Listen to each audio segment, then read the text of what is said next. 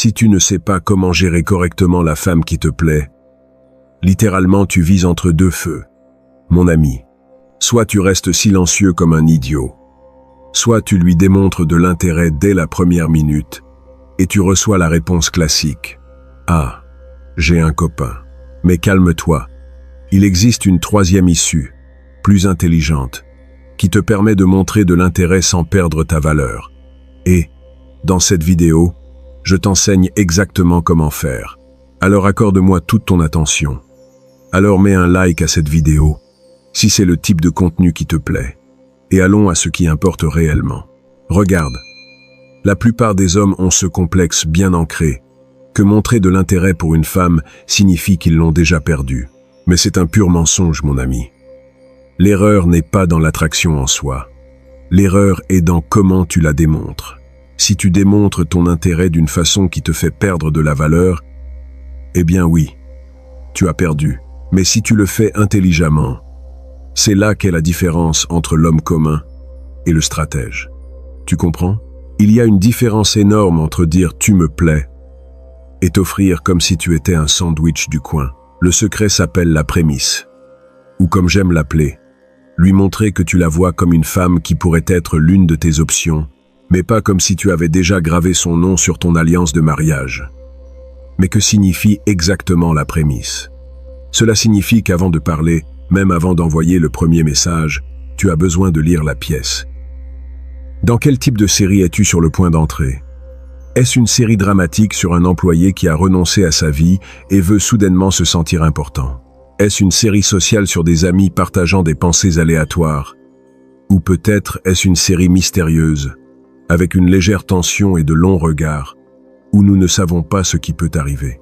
La prémisse est simplement l'ambiance générale, le ton, le scénario où se déroule la scène. Si tu ne comprends pas la prémisse, tu vas entrer dans le scénario de la mauvaise façon et tu pourrais sortir de là avec 2 coups et un blocage sur les réseaux sociaux. Imagine ça. Tu es dans un café. Tu vois une fille assise seule souriant à quelque chose sur son téléphone et tu arrives direct et tu lui dis « Hey, qu'est-ce que tu dirais si on apprenait à se connaître ?» Comme ça, sans introduction, sans lire l'ambiance, sans sentir la prémisse. Tu entres comme un héros d'action au milieu d'une scène de drame familial. Les gens ne vont pas te comprendre parce que tu as mal lu la situation. C'est ici que les anciens maîtres de la stratégie, comme Machiavel, comprenaient quelque chose de fondamental. Le pouvoir réel n'est pas dans la force brute, mais dans la capacité de lire le moment parfait et d'agir en conséquence. Il ne s'agissait pas de conquérir en criant, mais de comprendre le terrain avant de faire le premier mouvement.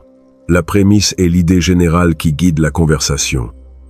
Est-ce une discussion liée au travail? Est-ce une conversation décontractée entre amis? Ou est-ce une insinuation subtile sur la possibilité d'une connexion romantique entre un homme et une femme? C'est ici que la plupart des hommes tombent dans le piège. Certains croient qu'ils doivent être directs et clairs. Alors ils disent directement « Tu me plais, on va être ensemble ». Mais c'est comme commencer une pièce par la scène finale. Il n'y a pas de construction, pas de tension, pas de jeu. Le jeu réel n'est pas dans le fait de dire « je t'aime » directement, mais dans le fait de livrer ce message à travers le langage corporel, le ton de la voix et comment tu parles. Tu dis indirectement « quelque chose pourrait se passer entre nous, mais nous n'avons pas encore décidé ».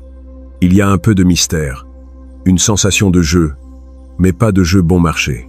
C'est un jeu intelligent, comme le poker. Tous ont leurs cartes, et personne ne révèle sa main complète dès le début. Il y a de la suggestion, il y a de la subtilité, il y a un moment de silence, suivi d'un sourire. Il y a une question innocente avec un ton pas si innocent. Et c'est là que commence le jeu, et il devient ton jeu. Parce que maintenant tu es devenu le leader invisible, pas celui qui crie et commande, mais le leader qui sait créer une atmosphère enveloppante, qui guide la vague sans montrer qu'il la guide. Au lieu de dire « Je veux être avec toi », tu dis quelque chose comme « Je ne suis pas sûr si nous pourrions travailler ensemble sans problème ». Tu sembles être du genre qui transforme le sérieux en rire, puis un rire léger, une provocation subtile, une petite blague, mais tout sous le parapluie de la prémisse. Nous ne sommes pas en train de flirter ouvertement. Nous sommes juste en train de discuter. Mais peut-être qu'il y a quelque chose d'autre dessous. L'idée n'est pas d'être manipulateur ni de jouer avec les émotions des gens. L'idée est de comprendre que la communication, spécialement avec les femmes, n'est pas toujours un discours direct. Tout le jeu se construit sur le fait de lire ce qui n'est pas dit. Et sais-tu quoi, mon ami? Si ceci te fait clic, si tu sens que finalement quelqu'un parle ton langage et déchiffre ces codes que personne ne t'a enseignés, appuie sur s'abonner à la chaîne, parce que ce que tu viens d'entendre est à peine la surface. J'ai des techniques spécifiques, des outils psychologiques exacts, qui vont changer complètement ta façon d'interagir avec les femmes. Et si tu es sérieux sur le fait de dominer cet art, tu as besoin d'être ici pour recevoir toute la connaissance qui vient. Elle veut sentir que tu comprends le jeu, que tu ne te précipites pas, que tu n'as pas besoin de démontrer quoi que ce soit, que tu es capable d'entrer dans la prémisse et de la lui faire vivre avec toi, sans jamais dire les mots « je t'aime ». Mais ici vient l'intéressant. Et c'est ce qui sépare les novices des maîtres. Comment construis-tu cette prémisse sans paraître désespéré?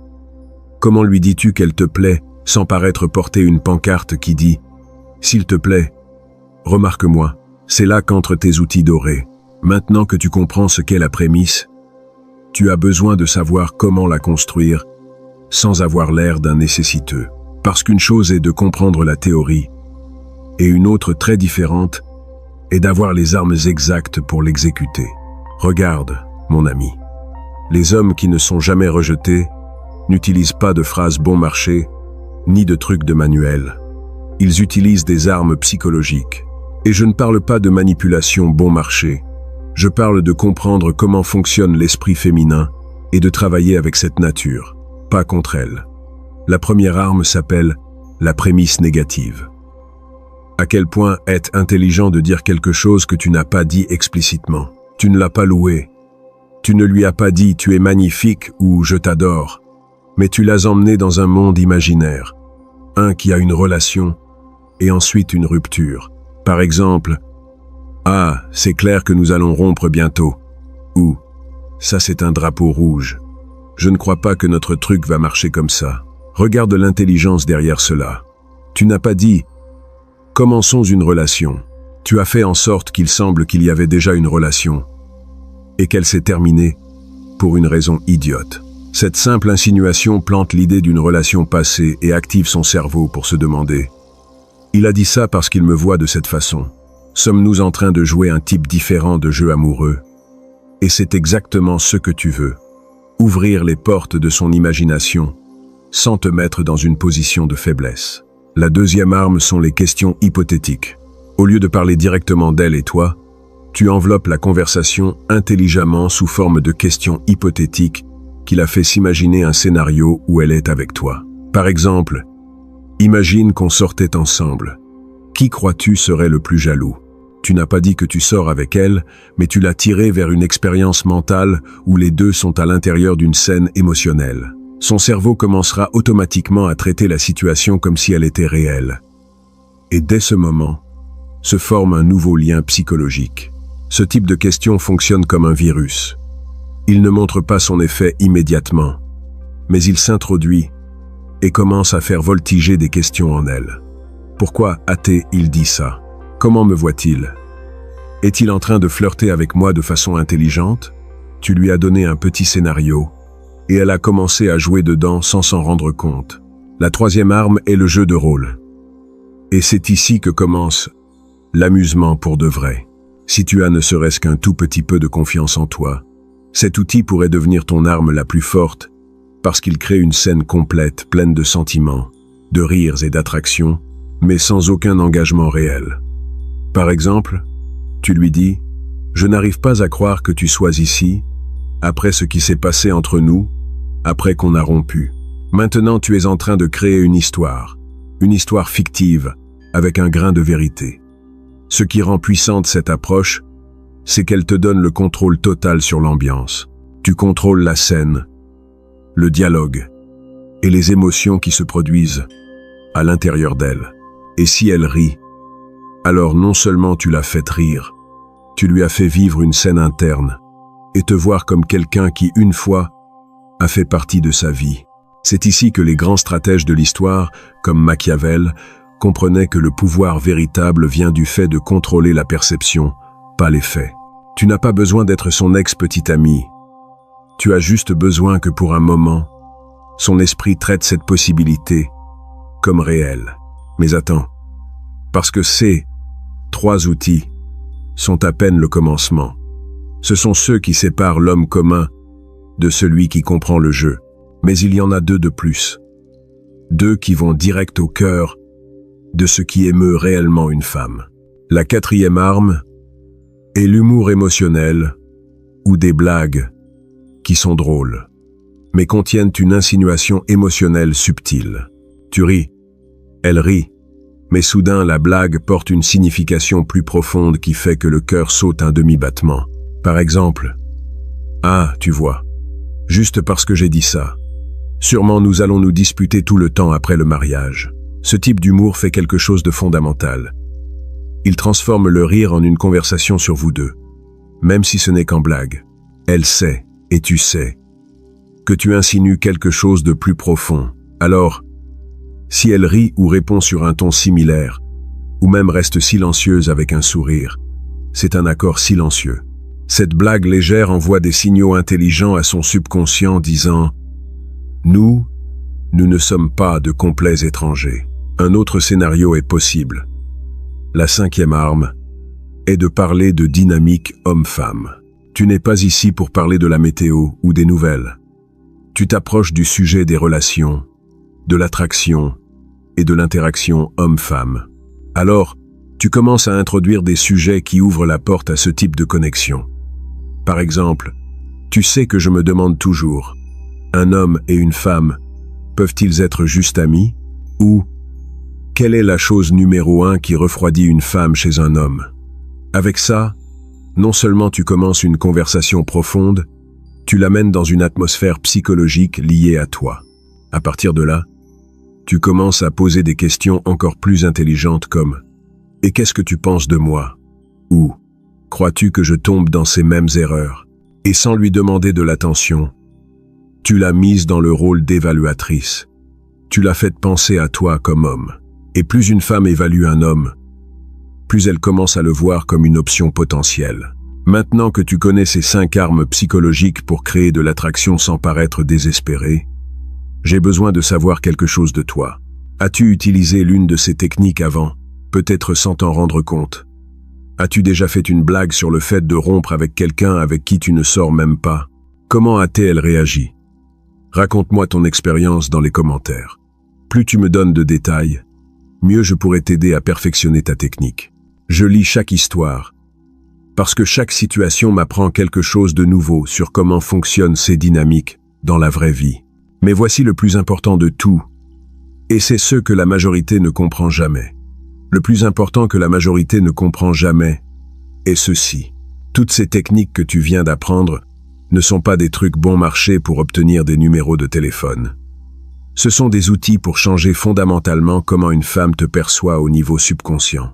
Mais laisse-moi t'emmener plus profond.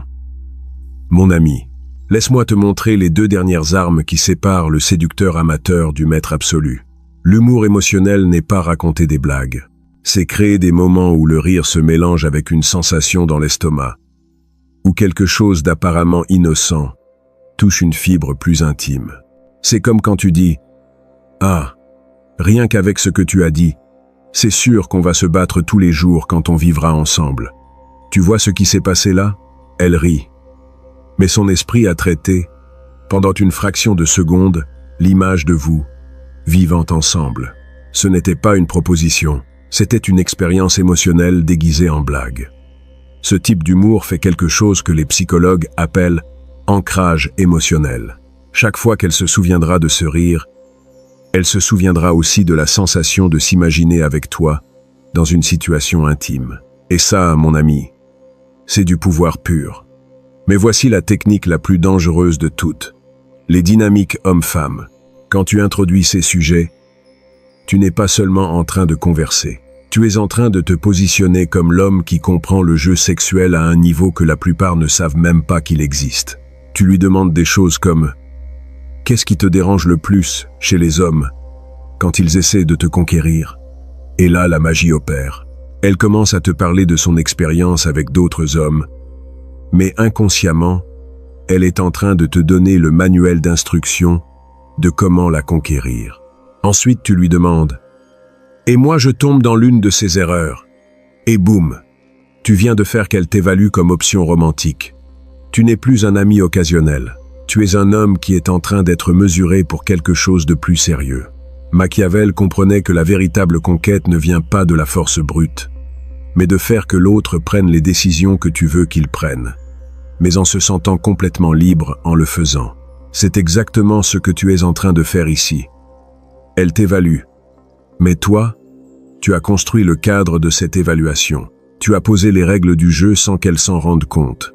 Et c'est ici que la plupart des hommes commettent la plus grande erreur de leur vie.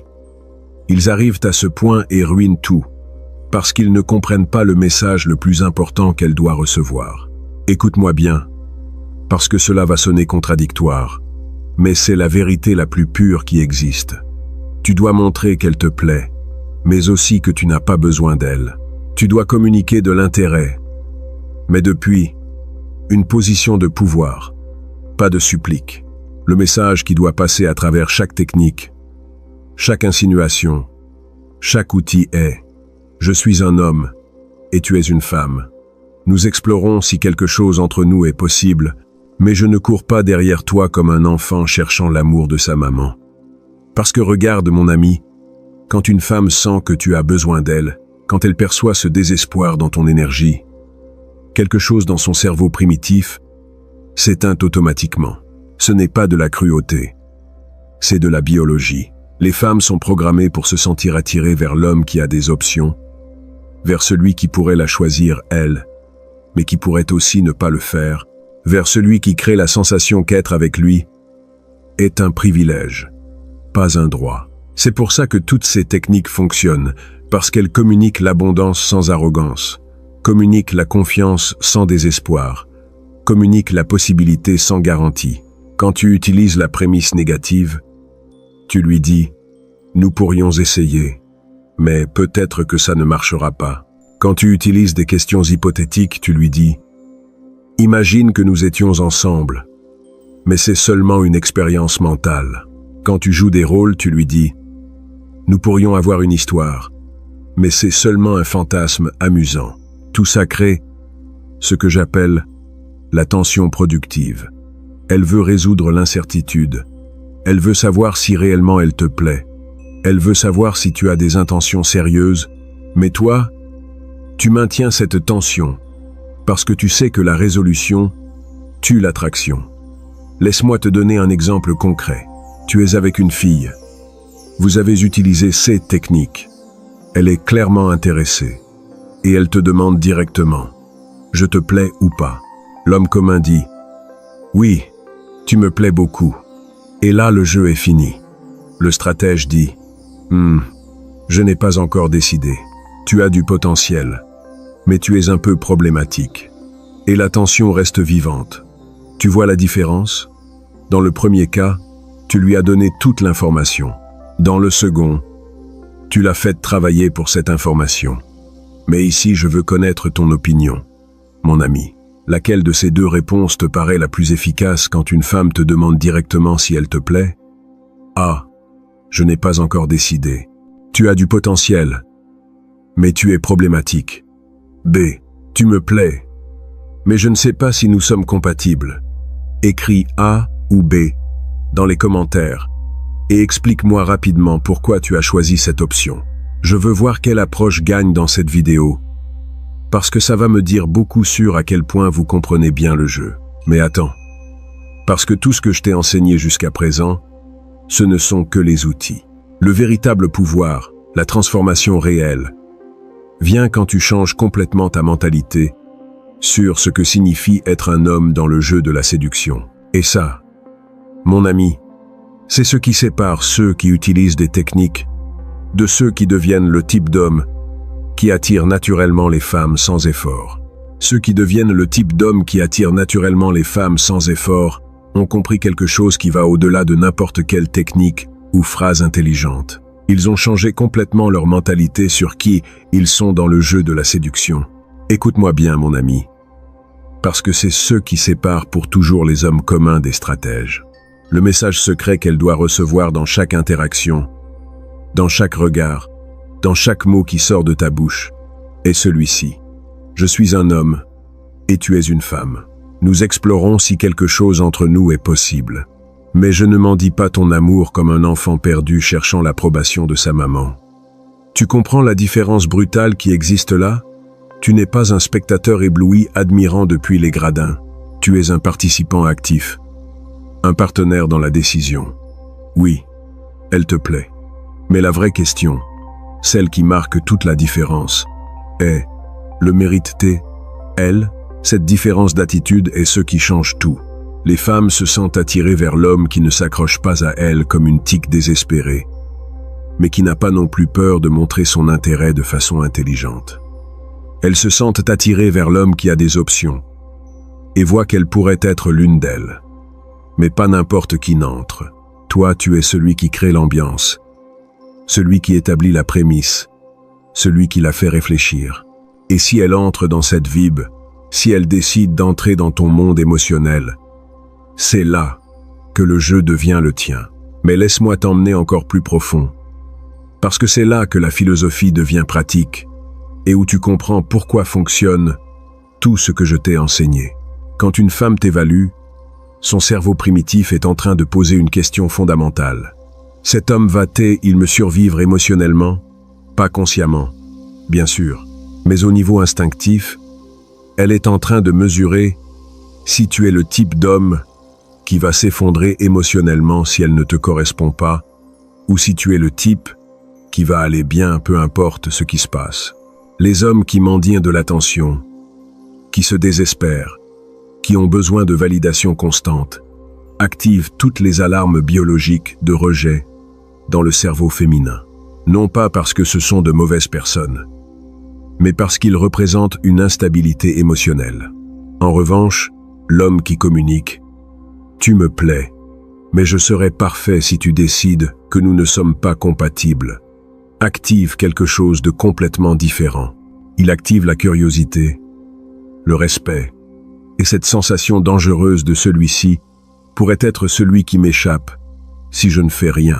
C'est ici que les grands stratèges de l'histoire, comme Machiavel, comprenaient que le véritable pouvoir n'est pas dans le fait d'avoir besoin de quelque chose désespérément, mais dans la nécessité de vivre sans cela tout en travaillant pour l'obtenir. C'est le paradoxe du détachement stratégique. Quand tu n'as pas besoin de quelque chose désespérément, tu as la clarté mentale pour l'obtenir intelligemment. Quand tu en as besoin comme si c'était de l'oxygène, tu prends des décisions émotionnelles qui t'éloignent de ton objectif. C'est pour ça que toutes les techniques que je t'ai enseignées fonctionnent. La prémisse négative fonctionne parce que tu communiques que tu pourrais vivre sans elle. Les questions hypothétiques fonctionnent parce que tu explores des possibilités sans t'engager. Le jeu de rôle fonctionne parce que tu crées de l'intimité émotionnelle sans vulnérabilité réelle. Mais la technique la plus puissante de toutes n'est pas ce que tu dis, c'est ce que tu irradies. C'est cette énergie subtile qui communique. Je suis un homme complet. J'ai une vie intéressante.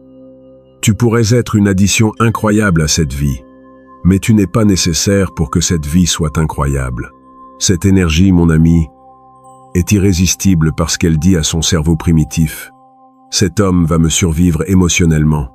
Cet homme ne va pas s'effondrer si ça ne marche pas. Cet homme est stable, fort, indépendant, et inconsciemment, cela active son désir de te conquérir toi. Tu vois comment le jeu s'est inversé?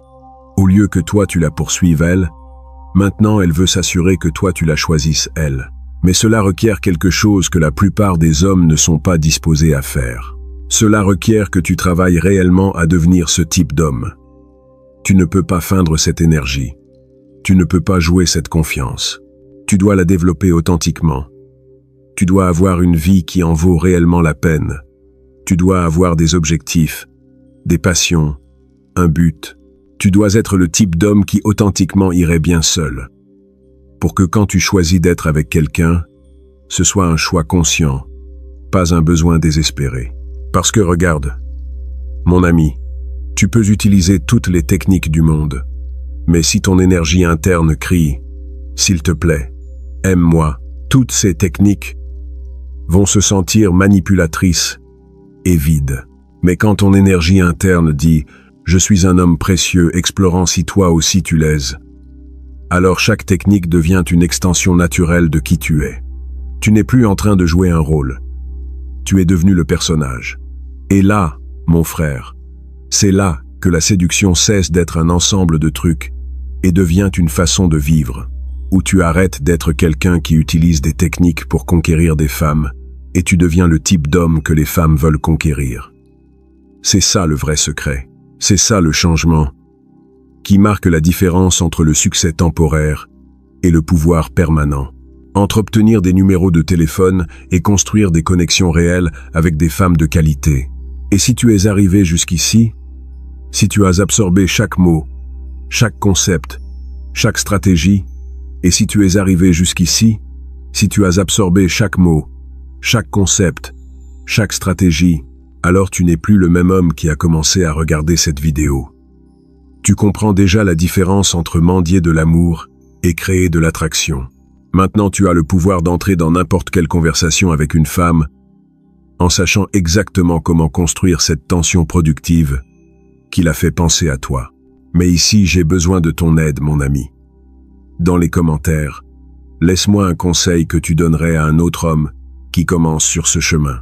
Qu'est-ce qui aurait tout changé pour toi au début? Et si cette vidéo t'a ouvert les yeux, abonne-toi parce que j'ai des techniques encore plus avancées qui t'attendent. Le jeu commence à peine.